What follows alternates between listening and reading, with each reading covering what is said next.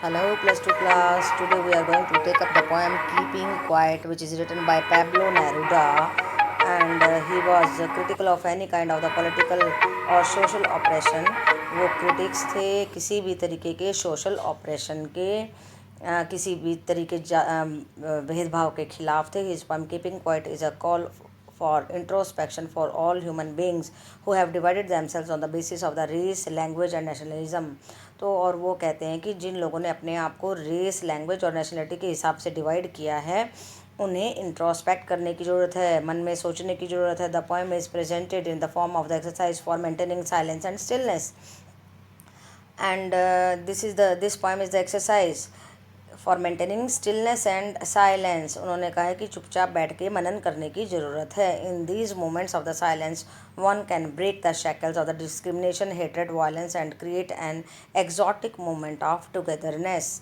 And he is of the point of view that if we are in the moment of the silence, we can break the shackles means जंजीरों को तोड़ सकते हैं, discrimination की, भेदभाव की, hatred, घृणा की, वायलेंस की, हिंसा की, and create an the exotic moment of the togetherness. और हम सब लोग इकट्ठे हो एक बहुत ही बढ़िया मोमेंट को जी सकते हैं टुगेदरनेस की. In such in activity and silence we can feel the strength of humanity. और जब हम इनएक्टिव होते हैं, साइलेंट होते हैं, तो हम बहुत अच्छे तरीके से मनन कर सकते हैं, सोच सकते हैं. And we can have the strength of humanity means मानवता की ताकत को महसूस कर सकते हैं. ओके बेटा, now let us see the paragraphs of the poem. Now we will count to 12 and we will all keep still for once on the face of earth. Let us not speak in any language. Let us stop for 1 second and not move our arms so much. Now what the poet is conveying is that now we will count to 12. मैं 12 तक count करेंगे हम and we will all keep still और हम बिल्कुल still बैठ जाएंगे. For once on the face of the earth, एक बार अर्थ पर हम चुपचाप बैठते हैं. Let us not speak in any language, किसी भी लैंग्वेज में हम बात नहीं करेंगे. Let us stop for 1 second.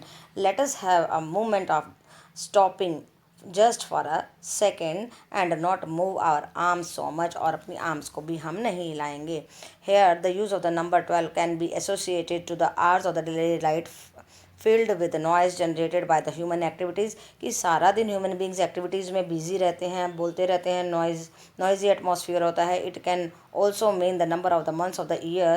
Both things indicate the manner in which our time is drowned in noise that we create continuously. तो यहाँ पे नंबर 12 बताता है कि जैसे पूरा दिन हम सारा दिन बिजी रहते हैं, या 12 मंथ्स ऑफ द ईयर को भी इंडिकेट कर सकता है कि किस तरीके से हम लोग busy and we don't have the time for the quiet moments और the stillness in our life. Okay बेटा. It would be an exotic moment without rush, without engines. It would all be together. We will all be together in a sudden strangeness. And then the poet explains that it would be an exotic moment. It would be a moment full of pleasure without any rush. कोई hustle and bustle नहीं होगी. And no noise at all, without engines. We would all be together and there will be no distraction, hurry or noise. It would have a strange power to bring togetherness all. In a sudden strangeness, everything will look like the strange atmosphere will be there. That moment of the deliberate silence will be free of violence. There will be no violence and shall permit the time for self introspection. Then we will be having a time for self introspection. What does it mean कि हम अपना खुद के बारे में मनन कर सकेंगे, introspect कर सकेंगे. We will be able to look within our self. Okay. Fishermen in the cold sea would not harm whales, and the men gathering salt would look at his hurt hands. Now, poet is explaining that in the hustle and bustle of the life, everybody forgets what is going on in the life. Fishermen in the cold sea would not harm whales. जो fisherman है whales को harm नहीं पहुँचाएगा जो cold sea में मछलियों को पकड़ता रहता है. And the man gathering salt would look at his hurt hands.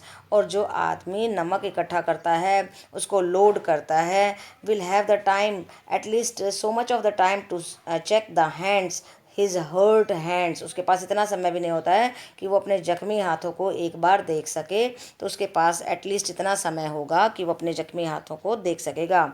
Those who prepare green wars, wars with gas, war with fire, victory with no survivors, would put on clean clothes and walk about with their brothers in the shade doing nothing. Now, the poet refers to conflict over the land and the air to drive home and point that the outcome of such wars result in losses of all participants.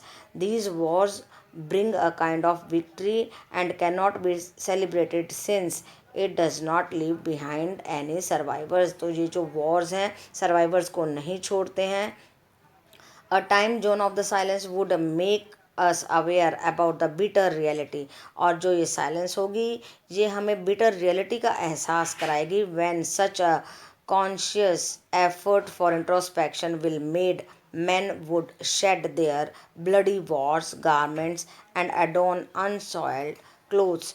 तब मनुष्य के पास क्या होगा, जिसने अपने ऐसे bloody war garments को shade कर दिया है. They will adopt a fresh approach of life and they will have the good approach towards the life. This approach would encourage everyone to move together like brethren under the soft and the ambling shade in the place of violence and range of conflict. Means they will be having a piece of peace type of the situation, and there will be no rag, no violence. Then no one will have to struggle in the race of one upmanship, because nothing would be required to be done when the peace would have been acquired. तो जब piece आ जाएगी और कुछ भी अशांत नहीं होगा, violence नहीं होगी, हिंसा नहीं होगी, then nobody will have to acquire anything which is not wanted. Okay. What I want should not be confused. Now the poet says that what I am saying should not be confused, कि total stillness नहीं होनी चाहिए, lethargy नहीं होनी चाहिए, passivity in the life नहीं होनी चाहिए, with a total inactivity must not be there. Life is what it is about. Life must go on. Life तो चलती ही रहेगी, वैसे रहेगी, but I want you to realize just stillness, just for a few moments of the life, so that you may realize the peace in the life. I want no tuck with death. Now what the poet is saying is that I want no tuck with that death. Tuck with death is an idiom that connotes having nothing to do with the end of the life. Now he is saying that I do not have anything to do with the life. He wants to live life peacefully and quietly without bothering about any jerks और impediments. Now he is saying that कोई भी रुकावट आ रही है, I am not bothering for that, caused by an integral part of the human life, death. Now he is saying that I don't have any to do with the death, and there are impediments, jerks also in the life, and life is just going on. What I want is that just I want to make you realize the peace in the life, so that you may have the time to introspect yourself. Okay. Now let us see sixth stanza. What he wants to convey in the sixth stanza is that if we were not so single-minded about keeping our lives moving, and for once could do nothing, perhaps a huge silence might interrupt this sadness of never understanding ourselves and of threatening ourselves with the death. The poet explains the benefit of the huge silence by asking the reader to consider the situation when none of us would make deliberate efforts to move our life further. Now he is saying that हम में से कोई भी deliberately move नहीं करेगा, और हम we will have the just by keeping quiet we will have feel the happiness, the moment when all of us would break the self inflicted barriers of time. जब हम सभी बैरियर्स ऑफ द टाइम को तोड़ देंगे, routine and habit, that moment of inaction would help us to introspect. और ये moment perhaps a huge silence, जब silence होगी, माइट इंटरप्ट द सैडनेस, तो उस सैडनेस को तोड़ देगी, of never understanding our selves, कि हम इतनी hustle and bustle of the life में मूव करते जा रहे हैं लाइफ में और एक दूसरे को अंडरस्टैंड नहीं कर रहे हैं, जब ये साइलेंस आएगी तो हम एक दूसरे को अंडरस्टैंड करने लग जाएंगे और वो इंट्रोस्पेक्शन हमें समझा देगा कि एक दूसरे के लिए हमारे पास अंडरस्टैंडिंग होनी चाहिए। And of threatening our self with that death, it would also help us overcome out the fear of the death, और तब हमें डेथ का भी कोई फियर नहीं होगा, which is an inevitable aspect of the existence, जिसको हम कभी भी झुटला नहीं सकते हैं। Death is such a reality जिसको हम कभी झूठला नहीं सकते हैं, और वो डेथ हर किसी को आती ही आती है, सो इनएविटेबल है। Perhaps the earth can teach us as when everything seems dead, जब हमें सब कुछ ख़त्म होता हुआ दिखाई देता तो अर्थ हमें टीच करेगी। And later proves to be alive, और वो हमें अलाइव होने का एहसास कराएगी। साइलेंस से हमें एहसास हो जाएगा कि everything is there on the earth. Now I shall count up to 12. Now he is saying that I am going to count up to 12 and you keep quiet and I will go, and you keep quiet all of you, and I am going to count. The central idea of the poet, his call to observe silence and introspect ourselves, और poet चाहता क्या है silently, ये चाहता है कि हम सब लोग क्वाइटली बैठ के अपने आप को इंट्रोस्पेक्ट करें, अपने बारे में सोचें, आत्म मनन करें, आत्म अध्ययन करें। Resounds at the end signifying the sincere desire of the poet about keeping quiet. That's why he is again and again saying that we must keep quiet and try to understand ourselves and others. एक बार ज़िंदगी की सारी hustle and बसल को भूल करके अगर हम थोड़ा सा इंट्रोस्पेक्शन करते हैं by sitting quietly just for counting up to 12, केवल 12 की काउंटिंग तक चुपचाप बैठ करके अगर हम मनन करते हैं तो बहुत सारी बातें लाइफ की सीख सकते हैं। ओके बेटा, so this was the poem. Now let us see the theme of the poem. If speech is silver silence is golden, कि अगर बोलना सिल्वर है तो साइलेंस गोल्डन है, बिना बोले ही हम बहुत सारी बातें बता सकते हैं। For in the vast treasure of deep silence one can find a large source of peace and tranquility, कि बहुत सारे vast treasure of deep silence, जो ट्रेजर है खजाना साइलेंस का, one can find a large resource of peace and tranquillity, किसी को भी बहुत सारी शांति मिल सकती है। In the hidden recesses of silence, जो हमारी साइलेंस में छिपा हुआ रिसेसेस हैं, पीरियड्स हैं, all the diversions disappear because one is at once peaceful best at that point of time. उस टाइम पे ऑल द डाइवर्जन्स डिसअपियर, सारी की सारी डिस्ट्रैक्शंस डिसअपियर हो जाती हैं, क्योंकि उस टाइम पे सबसे बेस्ट टाइम होता है, पीसफुल टाइम होता है एंजॉय करने का। Silence creates an exotic moment, silence exotic बहुत ही बढ़िया मोमेंट्स लेके आती है। Where one forgets every type of the segregation, जहाँ पर हर कोई भी भेदभाव भूल जाते हैं। War comes to the stand still, war भी ख़त्म हो जाता है। And feeling of the brotherhood prevails, और जो हमारे अंदर ही एक डिफरेंट टाइप का युद्ध सा चल रहा होता है वो ख़त्म हो जाता है और ब्रदरहुड की फीलिंग हमारे अंदर आती है। The poem keeping quiet celebrates the necessity of the following the as live and let live. तो ये जो पोएम है ये कहती है लिव एंड लेट लिव, आराम से जियो और जीने भी दो। Much of the evil shall disappear in the depths of an understanding, बहुत सारी बुराइयां जो हैं अंडरस्टैंडिंग में ख़त्म हो जाती है, डिसअपियर हो जाती हैं। Silent and inactive life, when we are inactive, when we are sitting silently and keeping ourself quietly, and when we are sitting and introspecting ourselves, then we understand so many things which we cannot just even think of understanding. Life on the earth can become a heaven for those moments when man does nothing for a while.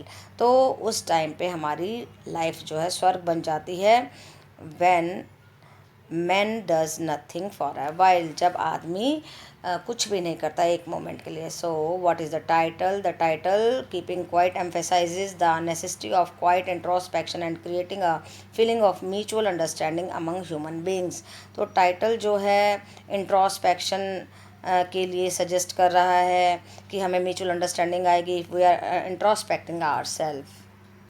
It conveys Neruda's philosophy about the power of silence and inactivity, और ये जो title है ये Neruda की philosophy को बताता है कि साइलेंस में कितनी पावर है, इनएक्टिविटी में कितनी पावर है, which can be an antidote of war, जो वॉर के लिए, युद्ध के लिए, जो हमारे अंदर ही एक कॉन्फ्लिक्ट चल रहा होता है उसके लिए एंटीडोट का काम करता है। Violence, hatred, exploitation and turmoil. तो जो वायलेंस है, हेट्रेड की फीलिंग है, एक्सप्लॉयटेशन है और जो टर्मोइल है, उन सब के लिए एंटीडोट का काम करता है। By keeping quiet man can try to understand himself.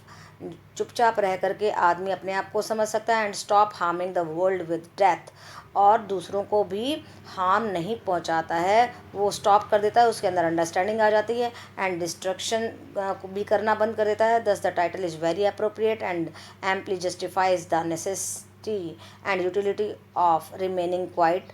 और ये बताता है कि किस तरीके से चुप रहने से in the world troubled by the turmoil, world को जो है टर्मोइल की स्थिति से बचाया जा सकता है। ओके बेटा, सो title is very apt. Now let us see the question answers of the poem. What will counting up to 12 and keeping still help us achieve? तो 12 तक काउंट करने में हमें क्या अचीवमेंट होगी? Counting up to 12 and keeping still will help us put a brake on the rush and humdrum of life, की हम अपनी हसल एंड बसल को भूल जाएंगे, लाइफ में जितनी तेज़ी है उसको भूल जाएंगे।